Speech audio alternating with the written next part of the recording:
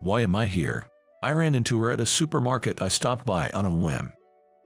Thinking back to the past, I found myself calling out to her before I knew it. My name is Ryan, 29 years old. I work in sales at a leading company. Jessica makes us feel relaxed, doesn't she? In recent years, Jessica, the receptionist at our office, has become the talk of the town. Famous for her beauty since she joined the company, she's known for her cheerful and bright personality, light makeup, and modest attire. She's popular not just within the company, but also with our clients. However, I never felt attracted to her, even though she's 5 years younger than me. We work at the same company, but the only interaction we have is when entering or leaving the office. Just a beautiful receptionist I exchange greetings with. I never thought our paths would cross beyond that. Hey, aren't you Ryan from the sales department? After work, I went to my favorite bar and there she was, Jessica, sitting at the counter, drinking alone. Good to see you. Surprised she remembered my name, I just greeted her and went to sit in the back. Ryan, if you're alone, how about joining me? However, I ended up drinking with her, called over by her friendly smile. I live with my family, but everyone is a lightweight when it comes to drinking. I got tired of drinking alone at home, so I've been exploring new places. This bar is really great. Jessica was drinking barley shot shoe. The owner, who came to greet me as a regular, mentioned that Jessica seems to be a good drinker. This place has a great owner. I recommend it if you're thinking of becoming a regular. As we both drank, the conversation flowed. I realized that Jessica didn't know she was referred to as the office Madonna or beautiful receptionist. When I casually mentioned the rumors about her, she just laughed them off, saying, "I'm not interested." Another round, Jessica said, passing her glass to the owner with enthusiasm. Watching her engage in lively conversation with the surprised owner, I began to see her in a new light. Eventually, we started running into each other at the bar after work, and soon we began drinking together more often. She laughs heartily and genuinely, without any pretense. I found myself increasingly drawn to Jessica, who deeply cherishes her family. We started going out on our days official. I couldn't ignore my feelings for her anymore. I had genuinely fallen for Jessica. I'm not very experienced in love. So, with a do-or-die attitude, I confessed my feelings on Christmas. I thought she would reject me, seeing me as just a drinking buddy. But her response was unexpected. "I like you too, Ryan." Jessica, blushing and looking down, responded in a soft voice. I was so happy, I couldn't help but shout for joy, which was unlike me. Our relationship progressed smoothly, and the happy days flew by. A year later, on Christmas, I proposed. Of course, Jessica said yes, and we became husband and wife. My colleagues envied me for marrying the office favorite. I was proud of my wonderful wife, but living together gradually led to struggles over differing values. "Sorry, I couldn't cook well today. I'll go buy some lunchboxes. Just wait a bit." Jessica, who usually got home before me, was eager to cook. But every other day, she'd fail and end up rushing out to buy lunchboxes. "Shall I cook dinner? If you push yourself too hard from the start, you might collapse." "It's okay. I want to become a good wife by increasing the household chores I can handle quickly." Living together, I realized that Jessica was really bad at housework. During our dating period, I brought up the idea of living together several times, but Jessica said, "I want to live with my family until we get married." I respected her wish and decided we would live together after marriage, looking forward to it as a post-wedding joy. So, I hadn't realized her struggle with housework until now.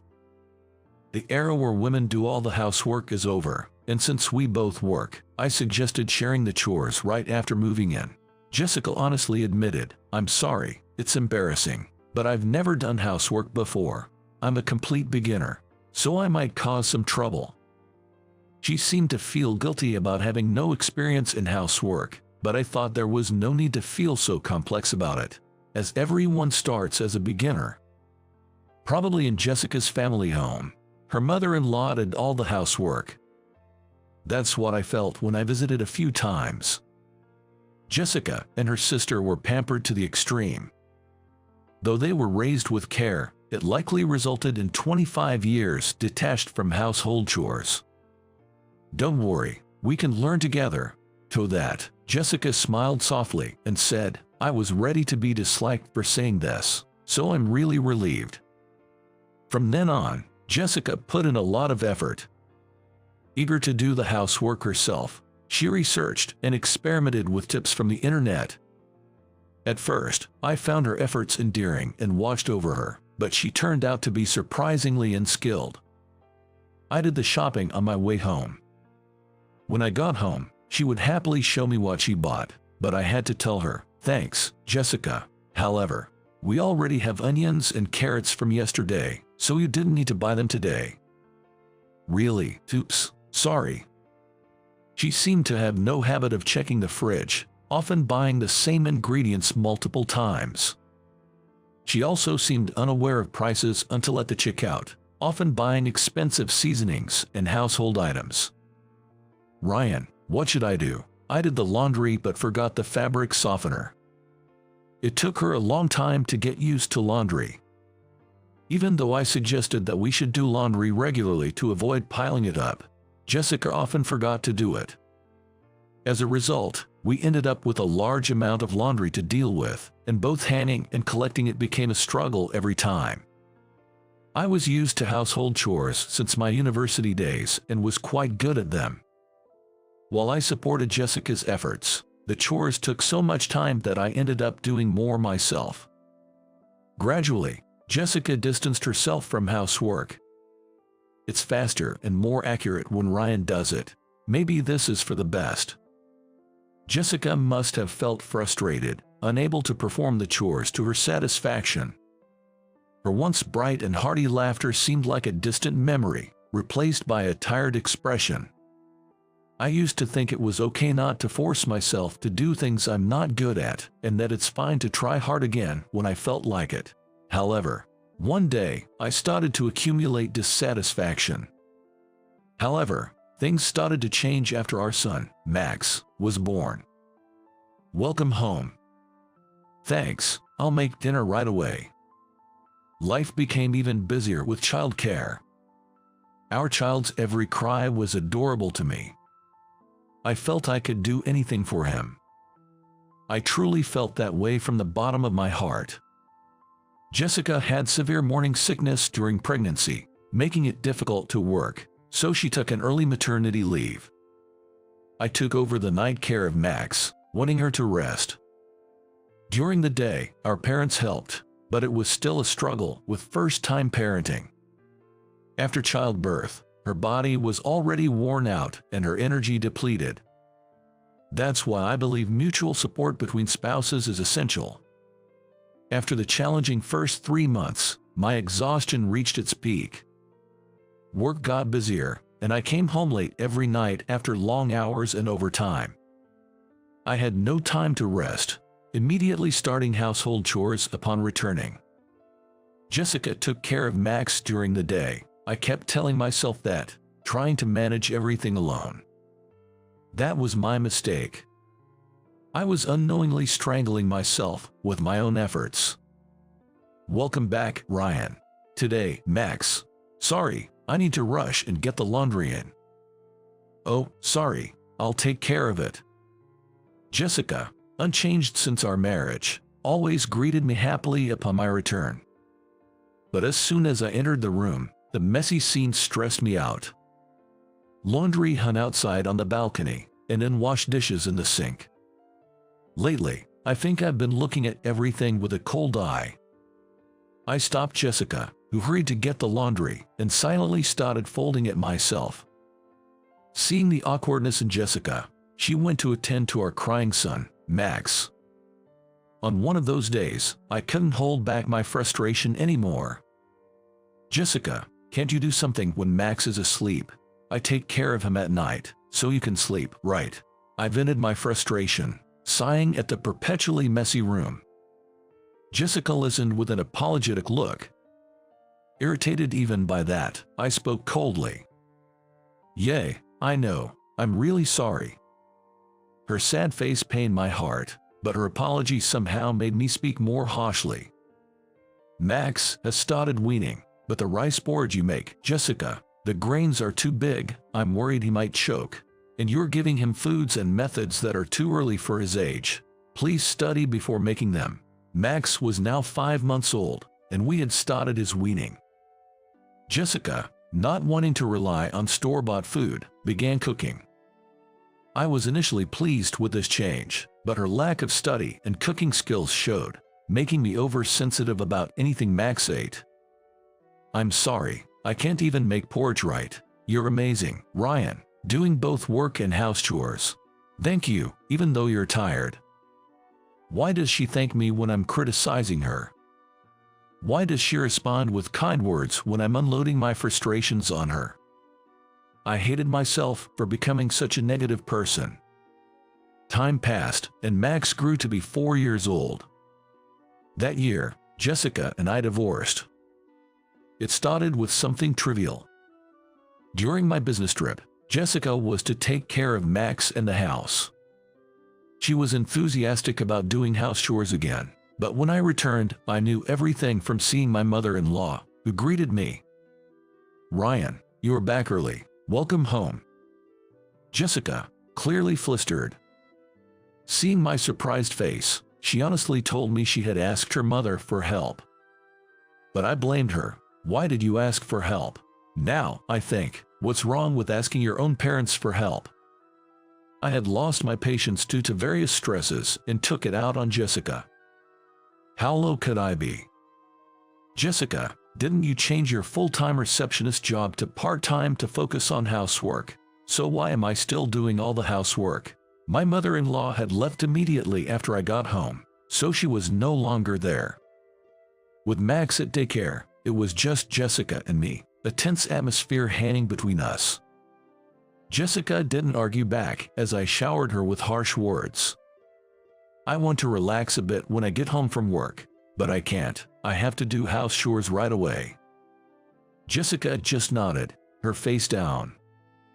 After 5 years of accumulated stress, I finally brought up divorce.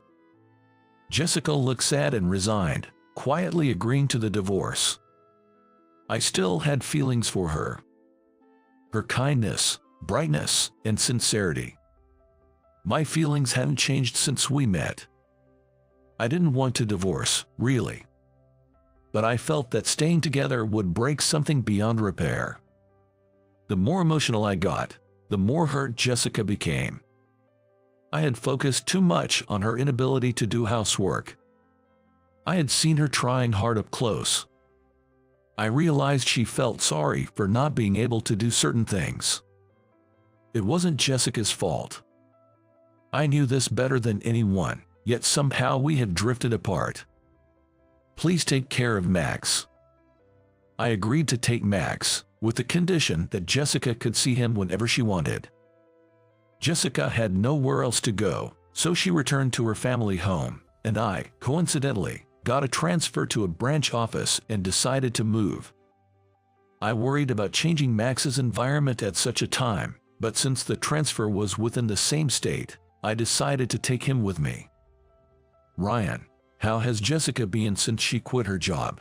A few years after our divorce, I returned to my original workplace. I noticed Jessica's absence at the reception but didn't know she had quit. Apparently, it had been mentioned in the company newsletter, but I hadn't had time to read it amidst my busy days. I didn't know she quit. "Is everything okay?" Reacting to a colleague's intriguing comment, I learned that Jessica had resigned suddenly after becoming emaciated due to the mental shock of her mother's death. She probably didn't tell me about her mother's passing or her resignation to avoid worrying me. I remembered her close-knit family. They were genuinely close, always filled with smiles. Her mother-in-law was always at the center of it all. She had always treated me very well, and now I was worried about how Jessica was coping after losing her. I tried calling her, but the call never connected. We had only communicated via email about Max's visitation. Thinking she might check her email when she had time, I sent a longer than usual message, mentioning I heard about her resignation and asking if she was okay. Her reply came quicker than expected, just one word, yes. Worried, but remembering we were now strangers, I didn't continue the conversation. Then, on a Sunday, 1 week before Christmas, I took Max shopping for Christmas. Every year, we decorated and prepared lavish meals, just like when we were a family of 3. This year, I had forgotten to reserve a cake, so we were out looking for a bakery still accepting orders. Max, this bakery still accepts orders. Which Christmas cake would you like? Finding a miraculously available bakery, I asked him, but his unexpected reply took me by surprise. I want the cake I made with Mom and Dad together. It was from the Christmas when Max was 3. That year, having forgotten to reserve a cake, we decided to buy sponge, cream, fruit, and candies from the supermarket and decorate it ourselves. Though inferior in taste and appearance to store-bought cakes, the joyously decorated cake became a delicious and memorable experience. All right, let's make a cake this year. Really? Yay. Max jumped with joy at my words. In my memory, Jessica happily decorated the cake. It felt a bit lonely to make it without her this year. Mom likes this cake. Max pointed at a fruit tart in the display, Jessica's favorite. Shall we buy it and take it home?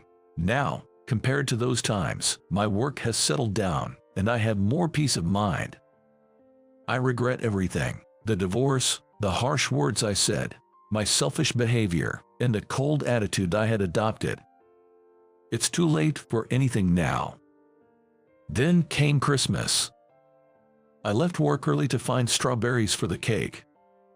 Typical of the Christmas season, many places were sold out. Finally, at the 4th store with strawberries, I felt relieved. And then my heart skipped a beat when I saw a woman arranging items in the deli section. Jessica, the woman in the mask and apron, was undoubtedly Jessica, and I instinctively rushed over to speak to her. Jessica, what are you doing here? Ryan. Jessica looked at me, surprised. Max was now in elementary school, and Jessica and I had no reason to meet anymore. Seeing Jessica for the first time in a while, now thin and worn out, pained my heart. I wish I had paid more attention to her earlier. Jessica, what time do you finish work? Before I knew it, I was asking about her shifts in time, and after a few minutes of waiting outside the supermarket, she came out. You really waited for me. Jessica was even more surprised that I had waited. Of course, I'm going to make a Christmas cake with Max, and we have other preparations too. If you're okay with it, why don't you join us? I knew Max would be thrilled to see Jessica. He always talked about her happily after their visits. Above all, I wanted to invite her. I was worried about her, and I thought there must be a reason we met again on this Christmas, a day with special significance for us. Is it okay if I join? Jessica asked tentatively, but with a hint of happiness, and I nodded back with a smile. On the way home, bracing for an awkward silence, I asked her about her life after the divorce and following her mother's passing. After the divorce, I stayed with my parents for a bit. Jessica shared that she had initially returned to her parents' house after the divorce but then decided to live alone, hoping for a day when she could reunite with me and Max and gain life skills. But then her mother became ill and eventually passed away. Unable to rely on her married sister for help with her father, Jessica returned home to care for him and switched to her current job for its flexibility and proximity. She also talked about the challenges of balancing work and household responsibilities. I realized that it was no wonder you were upset back then. I'm sorry for putting you through so much. I should have found a better way to express myself, and I was too stubborn about doing everything myself. I'm sorry. Jessica never blamed me. I thought about how endlessly kind and strong she was. We exchanged apologies and felt a bit awkward, but we soon arrived home.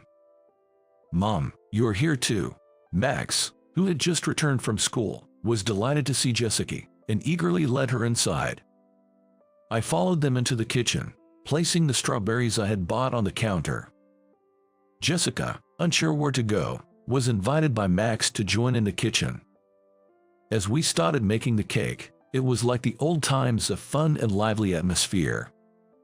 Jessica, initially hesitant, joined Max in playfully decorating the cake in a whimsical way, and Max, inheriting Jessica's hearty laugh, enjoyed every moment. Seeing this familiar family scene, I felt a warmth in my heart.